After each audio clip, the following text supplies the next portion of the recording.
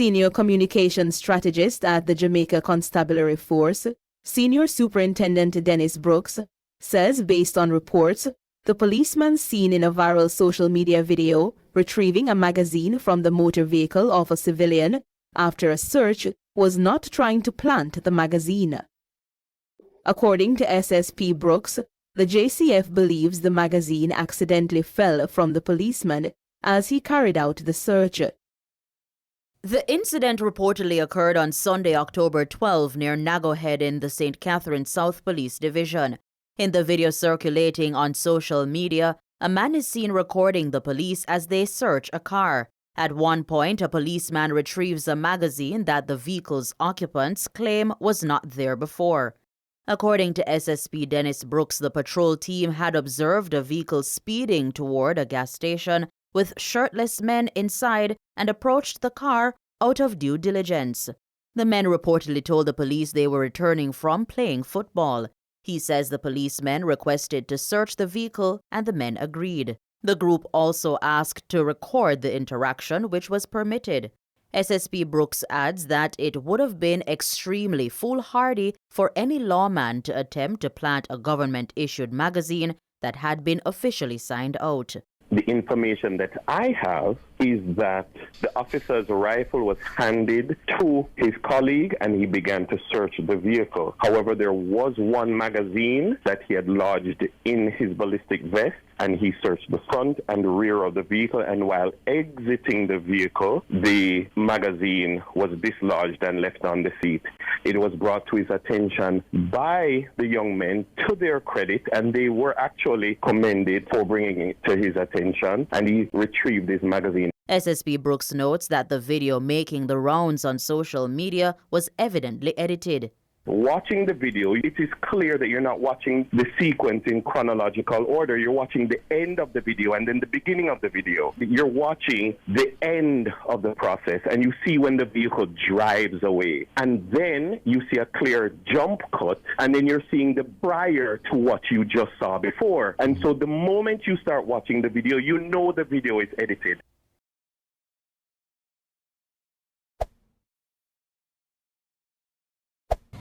The St. Andrew South Police have seized an high-powered submachine gun and ammunition during an early morning operation in the parish on Tuesday, October 14.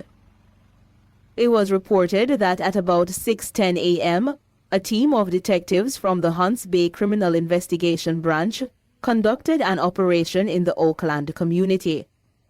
During a search of an open lot, the lawmen discovered one Mach 11 9mm submachine gun loaded with a magazine containing 2 rounds. The firearm was found concealed inside an old refrigerator, but no arrest was made in connection with the seizure. The St. Andrew South Police continue to appeal to members of the public to share any information that can assist in removing illegal guns and ammunition from the streets.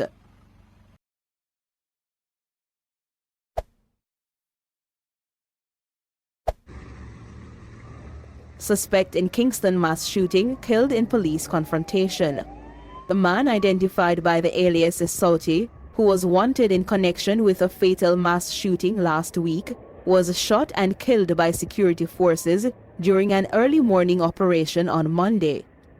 The confrontation, which unfolded in the Dunkirk community, marks a significant development in the investigation into the October 8th shooting at the intersection of Tex Lane and Charles Street that left a teenager dead and several others wounded.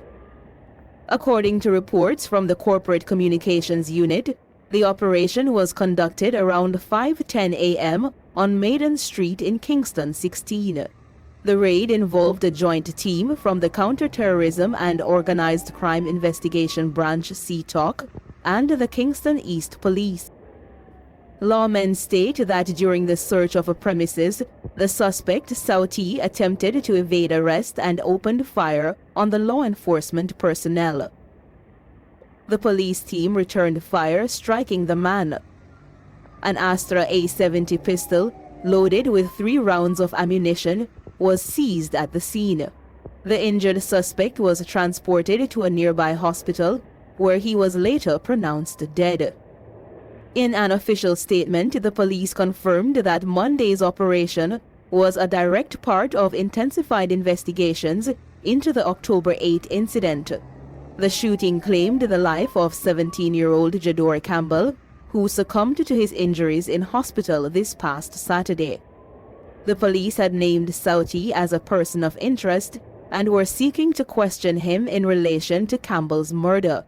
The investigation into both the original shooting and Monday's police-involved shooting continues.